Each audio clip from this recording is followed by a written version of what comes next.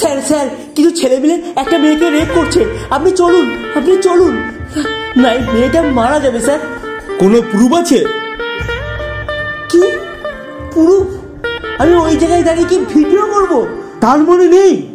ধুর ভাই, আপনার বোন লাগে নাকি? এত সেন্টিকাম কেন? ঘরে যান, পরে দেখছি বিষয়টা।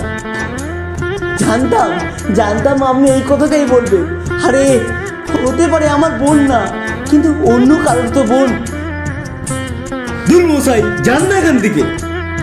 শুনুন শুনুন, আমি ওই ছেলেগুলোকে মাটি চাপা দিয়ে এসেছি, মাটি চাপা। You are under arrest.